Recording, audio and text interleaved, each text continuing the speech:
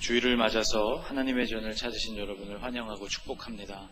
오늘 강림절기 네 번째 주일을 우리가 함께 맞고 있습니다. 이제 며칠이 지나면 성탄절이죠. 여러분, 그동안 여러분 마음 가운데 곱게 담아두셨던 기다림이 잘 결실하는 그런 강림절기가 되시기를 축복하고, 또 위로와 소망과 평화와 사랑을 주신 예수 그리스도의 은혜를 충만하게 경험하는 그런 여러분들이 되시기를 축복합니다. 예수님이 탄생하실 무렵 예루살렘에는 시므온이라는 사람이 있었습니다. 그는 의롭고 경건한 사람이었고 영적으로는 하나님과 교통하는 인물이었지요. 하나님은 그에게 놀라운 말씀을 들려주셨는데, 그것은 바로 그가 죽기 전에 그리스도 메시아를 보게 될 것이라는 예언이었습니다.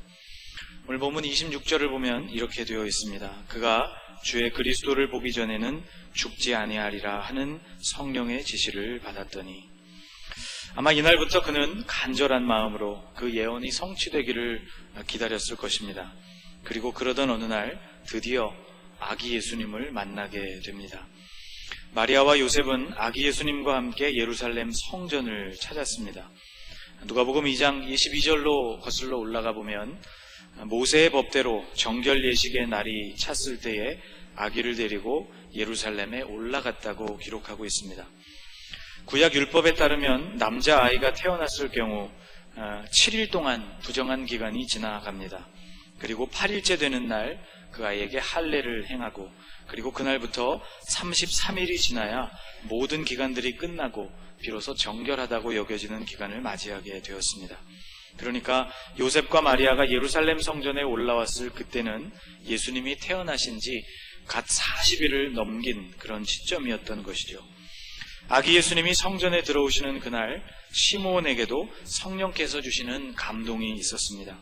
성령의 감동으로 성전에 들어가매 마침 부모가 율법의 관례대로 행하고자 하여 그 아기 예수를 데리고 오는지라 라고 27절에 기록하고 있습니다. 성령께서 시므온의 마음을 움직이시고, 그리고 그 감동에 이끌려서 시므온이 성전 안으로 들어갔을 때 마침내 그는 메시아를 만나게 됩니다. 온 세상을 구원할 그리스도, 그토록 기다려오던 메시아는 100일도 채 되지 않은 모습으로 작은 이불에 쌓여진 채 그렇게 성전으로 들어오고 있었을 것입니다. 시므온은 그 아기를 안고 감격에 차서 이렇게 고백합니다. 주제여, 이제는 말씀하신 대로 종을 평안히 놓아주시는도다. 내 눈이 주의 구원을 보았사오니 이는 만민 앞에 예비하신 것이요 이방을 비추는 빛이요 주의 백성 이스라엘의 영광이니이다. 내 눈으로 하나님의 구원을 보고 있구나. 이분이 바로 이방을 비추시는 빛이요 이스라엘의 영광이시로구나 라는 감동적인 고백이었습니다. 시므온은 예수님의 공생애가 시작되기 전에 30살이 되실 무렵 공생애가 시작되고 많은 이들, 세례 요한과 같은 사람들에 의해서 예수께서 메시아이심이 공식적으로 선포되기 이전에 그분을 알아보고 또 그분을 만났던 몇 안 되는 사람 중에 하나였던 것이죠. 오늘 본문에는 이 시므온이라는 사람을 일컫는 다른 표현, 별명이 등장하고 있습니다. 여러분, 25절 말씀을 한번 같이 읽어보겠습니다. 예루살렘에 시므온이라 하는 사람이 있으니 이 사람은 의롭고 경건하여 이스라엘의 위로를 기다리는 자라. 성령이 그 위에 계시더라. 아멘. 이 시므온이라는 사람의 별명은 기다리는 사람, 간절히 기다리는 사람이었던 것입니다. 그리고 그가 그토록 간절히 기다렸던 것은 바로 이스라엘의 위로였다고 말씀합니다. 이 위로라는 말, 우리에게는 일상적으로 다가오는 이 단어가 실은 신구약 성경에서는 아주 중요한 의미를 가지고 있는 상징적인 단어입니다. 특별히 메시아 그리스도께서 오실 것을 예언하고 있는 구약의 예언서들 안에서는 바로 이 위로라는 단어가 메시아께서 오셔서 이루실 하나님의 구원을 뜻하는 그런 상징적인 단어였습니다.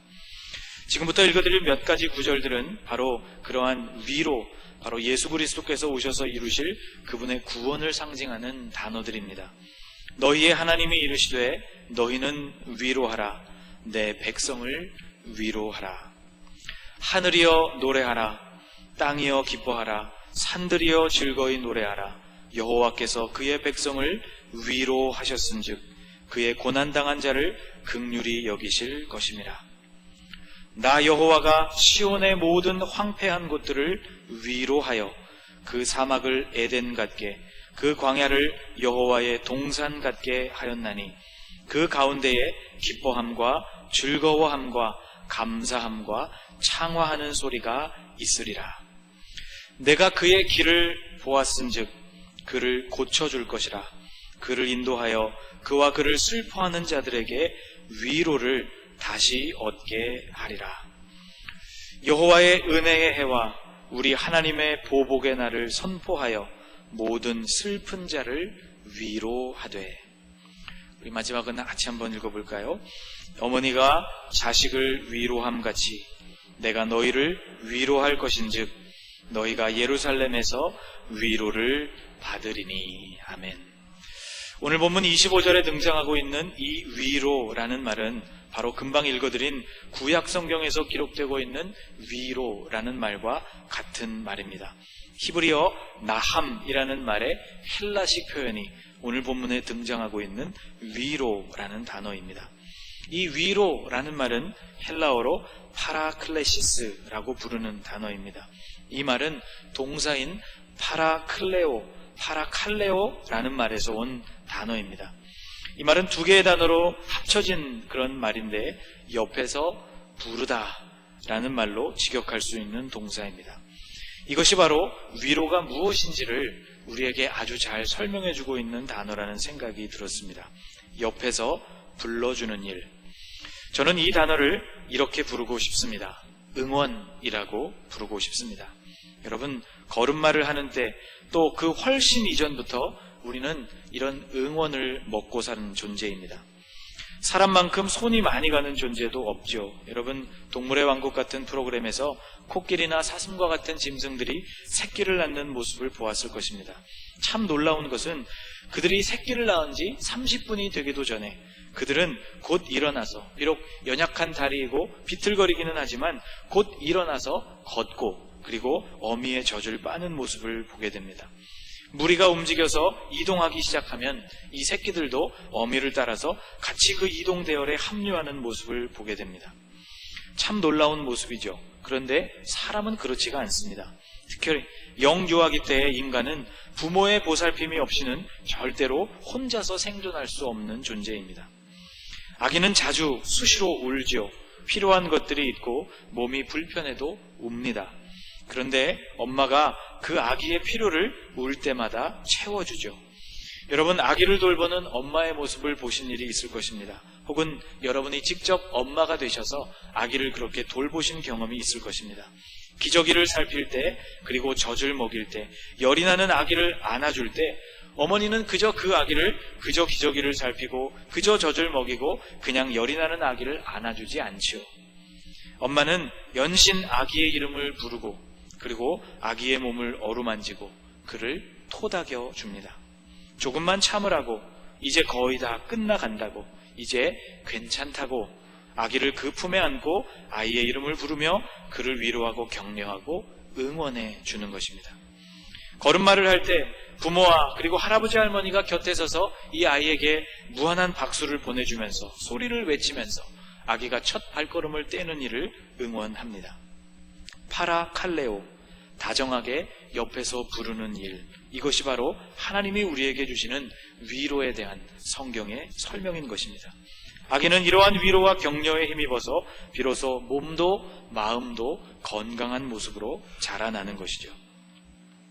오늘 시몬이 경험했던 위로가 바로 그러한 위로였습니다. 그런데 시몬의 경우에는 그것과는 조금 반대였던 위로이죠. 그가 품에 안은 아기 예수님을 토닥이고 그를 위로하고 그를 격려했던 것이 아니라 그의 품 안에 안겨 있었던 그 아기 예수님으로 인하여 도리어 시몬의 마음이 무한한 위로를 받게 되었다는 것입니다. 그는 그 아기를 안고 하나님을 찬송했습니다. 자유를 얻게 된 것을 기뻐했습니다. 그의 눈으로 지금 그의 품 안에 있는 하나님의 구원이 성취되었다는 사실을 보면서 하나님을 찬양했습니다. 이방을 비추는 빛을 보게 되었고 이스라엘의 영광을 보게 되었습니다. 그는 이제 죽어도 여한이 없다고 그렇게 고백하고 있습니다. 그에게 기다리고 기다리던 온전한 위로가 비로소 임했기 때문이었습니다. 1995년 10월 17일 미국 매사추세츠에 있는 메모리얼 병원에서 예정일보다 석 달이나 일찍 태어난 쌍둥이 자매가 있었다고 합니다. 몸무게는 고작 1kg 남짓이었고 게다가 쌍둥이 동생이었던 브리엘은 심장에 이상이 있어서 각각 인큐베이터에서 지내게 되었습니다. 동생 브리엘의 상태가 점점점 나빠졌고 모든 의학적인 방법을 써보았지만 절망적이 되었다고 합니다. 브리엘을 담당했던 간호사였던 게일이라는 여성이 그 동생을 언니와 함께 있게 해주고 싶은 마음이 들었다고 합니다. 쉽지는 않았습니다. 의료진들을 설득해야 하고 부모의 동의를 얻어야만 했지요. 드디어 그렇게 언니 카이리가 동생의 인큐베이터 안으로 이사를 오게 되었습니다. 그 작은 공간 안에서 언니 카이리가 몸을 돌려서 팔을 뻗어 동생을 안는 듯한 자세를 취했다고 하죠. 사진에서 보시는 오른쪽에 있는 아이가 언니 카이리입니다. 바로 이때 기적이 일어났습니다. 동생의 심장이 이때부터 안정을 찾아가기 시작했고 이어서 혈압과 체온도 정상으로 돌아오기 시작했다는 이야기입니다. 여러분, 사람이 사람에게 주는 위로와 격려 그리고 응원도 이렇게 위대한 기적을 만들어냅니다. 몇 해 전이었는가 겨울에 지금처럼 이렇게 쌀쌀한 바람이 부는 겨울에 장례식을 다녀온 일이 있었습니다. 화장장에서 화장을 다 마치고 납골 안치를 위해서 장소를 옮기게 되었는데 그곳 안치소에 도착해서 미리 예배드릴 장소를 확인하기 위해서 유가족들 몇 분과 함께 엘리베이터에 함께 오르게 되었습니다. 장소를 안내해 주시는 그곳에 있었던 직원 한 분이 우리와 동행하게 되었는데 엘리베이터가 올라가는 동안 그분이 우리에게 이런 말씀을 들려주셨습니다. 아주 짧은 말이었습니다. 그분이 우리를 보시고 이렇게 이야기를 해주셨습니다. 고생하셨습니다. 어쩌면 그분은 평범하게 건넨 말이었는지 모릅니다. 납골안치소를 찾는 많은 이들에게 일상적으로 건네는 인사였는지도 모르죠. 그런데 그 순간 그 말을 듣는 제 마음에 참 큰 위로가 임하는 것을 느꼈습니다. 그날은 유독 추운 날이었고 화장장도 아주 사람들이 많아서 화장장에 있는 대기실도 초만원이어서 제 기억으로는 그날 아마 찬바람이 부는 복도에서 모든 절차가 끝날 때까지를 기다렸던 것으로 기억을 합니다. 또 그 장례식의 내용도 참 가슴 아프고 힘든 그러한 장례식이었습니다. 그런데 그 모든 일들을 마치고 납골안치소로 올라가는 엘리베이터 안에서 마치 그 모든 일들, 그 하루 동안에 있었던 일들을 다 알고 있다는 것 같은 느낌으로 그분이 우리에게 고생하셨습니다 라고 위로의 말을 건넨 것이죠. 그분의 따뜻한 눈빛과 그리고 나지막한 음성이 제 마음에는 진심이라고 느껴지게 되었고 이 짧은 위로의 말이 얼어붙었던 제 몸과 마음을 녹여주는 것 같았던 그런 경험을 했던 일이 있습니다. 여러분, 사람이 사람을 위로한다는 것도 이렇게 위대한 힘을 갖고 있습니다. 그러나 우리가 기대하고 또 우리에게 약속되어 있는 위로는 시므온이 경험한 것처럼 사람이 주는 위로가 아니라 위에서부터 임하는 위로, 예수님으로부터 임하는 위로인 것이죠. 여러분, 예수님이 여러분을 위로하십니다. 예수님께서 여러분을 응원하고 계십니다. 내셔널 지오그래픽 채널에서 한 가지 실험을 하는 일을 본 일이 있습니다. 약사 한 분을 초청해서 농구 골대 안으로 공을 넣는 그런 실험이었습니다. 약사이고 보통 운동을 좋아하지 않는 이 여성분에게 농구공을 그 링 안으로 던져 넣는 일이 참 쉽지가 않았습니다. 10번을 자유투를 할 기회를 주었는데 한 번도 넣지를 못했습니다. 그때 이 실험을 주관하는 사람들이 어디에선가 사람들을 불러 모았습니다. 15명에서 20명 정도 되는 사람들이 그 농구 코트 곁으로 오게 되었습니다. 이들에게 주어진 역할은 이 여성이 넣는 던지는 공의 점수와 관계없이 이 여성에게 환호하고 이 여성을 응원하기 위해서 미리 약속된 그런 사람들이었습니다. 그 실험을 진행하는 사회자가 이런 것을 제안합니다. 당신을 보니 농구에 탁월한 재능이 있는 것 같습니다. 이번에는 눈 가리개를 당신에게 줄 테니 눈을 가리고 2번 정도 한번 공을 던져보십시오. 눈을 뜨고 던졌는데도 한 골도 넣지를 못했는데 눈을 감고 그것이 가능할까요? 여성이 그렇게 묻습니다. 저를 한번 믿어보시고 한번 해보라고. 그래서 눈 가리개를 하고 2번 공을 던집니다. 여러분, 공을 슉 던졌을 때 어떻게 되었을까요? 들어가지 않았죠. 눈 뜨고도 넣기 힘든 공을 어떻게 눈 감고 넣을 수 있겠습니까? 그런데 여성이 공을 그렇게 던지자마자 옆에 있었던 그 20명 남짓 되는 사람들이 일제히 탄성과 환호성을 지릅니다. 박수를 치기 시작합니다. 이 여성을 응원합니다. 들어갔다고 외쳐주는 것이죠. 2번 다 공이 들어가지는 않았지만 이런 대단한 환호를 이 여성이 경험합니다. 그리고 안대를 풀고 다시 한번 10번 공을 넣을 수 있는 기회를 주었습니다. 놀랍게도 10번 중에서 4번을 성공하게 되었습니다. 여러분, 이것이 바로 위로와 응원이 우리에게 줄 수 있는 힘인 것이죠. 위로, 오늘 본문에 나오는 이 위로라는 단어는 우리가 섬기고 있고 우리 안에 지금 들어와 계신 성령님의 다른 이름이기도 합니다. 요한복음 14장 16절 말씀에 이렇게 주님이 말씀하십니다. 내가 아버지께 구하겠으니 그가 또 다른 보혜사를 너희에게 주사 영원토록 너희와 함께 있게 하리니. 위로라는 헬라어 말은 아까 말씀드린 대로 파라클레시스라는 단어입니다. 보혜사라는 말은 파라클레토스라는 말입니다. 같은 어원을 가지고 있는 말이죠. 즉 보혜사란 옆에서 다정히 우리를 불러주시는 분, 파라칼레오, 우리를 옆에서 그렇게 친근하게 불러주시고 우리를 위로해 주시고 우리에게 응원을 해주시는 분이라는 뜻을 가진 단어인 것입니다. 예수님은 이 본문 안에서 다른 보혜사라는 표현을 쓰셨습니다. 바로 예수 그리스도 당신께서 첫 번째 보혜사, 사람들을 위로하시고 격려하시는 위로자가 되어주셨는데 오실 성령님 또한 같은 위로를 당신의 백성들에게 주시는 바로 그런 분이라는 의미에서 다른 보혜사라는 표현을 사용하신 것입니다. 여러분, 성령님은 우리와 영원토록 함께 계시면서 우리를 위로해 주시고 우리를 응원해 주시는 분이십니다. 사도 바울은 고린도 교회에 편지를 보내면서 하나님을 일컬어 말하기를 이렇게 표현했습니다. 찬송하리로다. 그는 우리 주 예수 그리스도의 하나님이시요 자비의 아버지시요 모든 위로의 하나님이시며. 하나님은 모든 위로의 하나님이 되신다는 것입니다. 가장 완전한 위로를 주시는 분, 그분이 바로 우리 아버지 하나님이라는 것이죠. 이 표현이 우리에게 훨씬 더 의미가 있는 이유는 사도 바울이 그가 감당했던 수많은 전도 여행과 복음을 전하는 그의 사역 속에서 그 고난 속에서 하나님이 바울에게 얼마나 넘치는 위로를 주실 수 있었던 분인지를 우리가 성경을 통해서 잘 알고 있기 때문입니다. 그는 절실하게 그 고난의 현장 속에서 하나님의 위로와 응원을 경험한 바가 있었던 사람이었기 때문에 이런 표현을 사용할 수 있었던 것이죠. 그는 우리 주 예수 그리스도의 하나님이시고 자비의 아버지이시며 모든 위로의 하나님이시라고 고백하고 있는 것입니다. 사랑하는 여러분, 위로가 어디에서부터 올까요? 온전하고 완전하며 또 우리의 마음을 진실로 어루만질 수 있는 위로는 위에서부터 예수 그리스도에게로부터 오는 것입니다. 오늘 본문에서 시므온은 예수님을 만나고 이렇게 고백을 하고 있습니다. 같이 한번 읽어보겠습니다. 주제여, 이제는 말씀하신 대로 종을 평안히 놓아주시는도다. 주제여, 이제는 말씀하신 대로 종을 평안히 놓아주시는도다.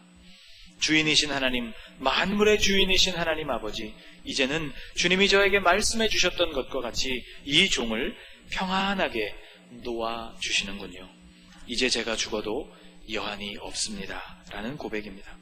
바로 그의 눈으로 그의 품 안에 안겨있는 예수 그리스도, 그분을 통하여 구원과 온전한 위로를 경험했기 때문이었습니다.